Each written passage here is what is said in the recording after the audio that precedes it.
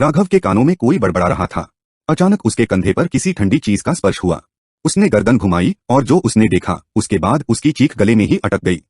अघोरी की छाया सिर्फ एक नहीं थी, कई थीं, और वे धीरे धीरे हवा में घुल रही थीं। राघव ने देखा और उसकी रूह कांप उठी। राघव जब से अघोरी साधु का दिया हुआ मंत्र जपने लगा था, तब से उसके चारों ओर अजीब घटनाएं होने लगी थीं।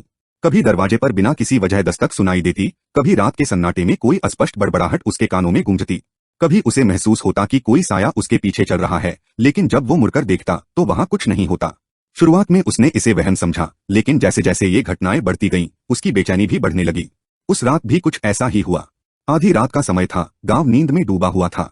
राघव अपने कमरे में बैठकर वही अघोरी मंत्र जप रहा था। जैसे जैसे वह मंत्र को दोहराता गया, उसे लगा कि कमरे की दीवारें धीरे धीरे स्याह पड़ने लगी हैं।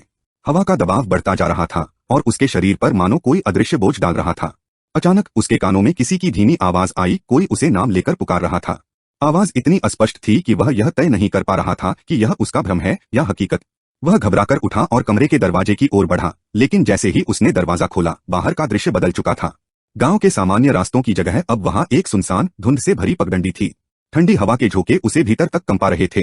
अंधेरे में चमकती लाल आंखें दिखाई दी, जो पास के किसी वृक्ष के ऊपर से उसे घूर रही थीं। उसकी सांसें तेज हो गईं, लेकिन अजीब बात यह थी कि उसके कदम खुद ब खुद आगे बढ़ते जा रहे थे, मानो कोई अदृश्य शक्ति उसे अपनी ओर खींच रही हो। राघव अब पूरी तरह अपने होश खो बैठा था। जब उसे फिर से चेतना आई तो उसने खुद को श्मशान भूमि के पास खड़ा पाया।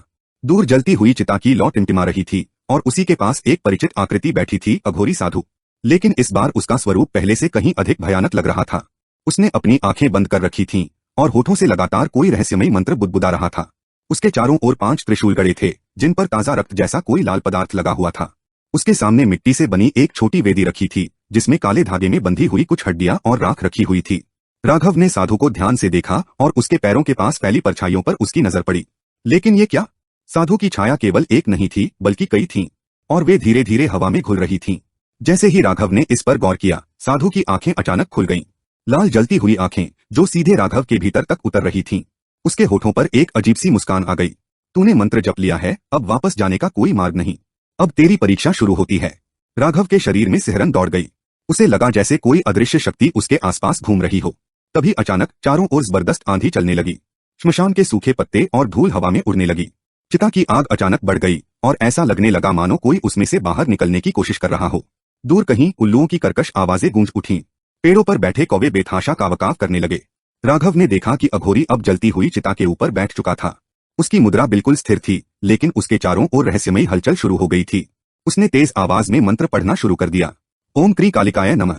जैसे ही ये शब्द निकले, राघव को लगा कि जमीन के नीचे कुछ हिलने डुलने लगा है। हवा में घुली राख उसके चारों ओर घूमने लगी और उसे महसूस हुआ कि कोई अदृश्य ताकतें उसके पास आ रही हैं। तभी अचानक उसके कंधे पर किसी ठंडी चीज का स्पर्श हुआ। उसका शरीर सुन्न पड़ गया। उसने धीरे धीरे गर्दन घुमाई और जो उसने देखा उसके बाद उसकी चीख उसके गले में ही अटक गई। आगे क्या हुआ? क्या राघव इस तंत्र साधना से बच पाया? जानने के लिए अगले भाग का इंतजार करें।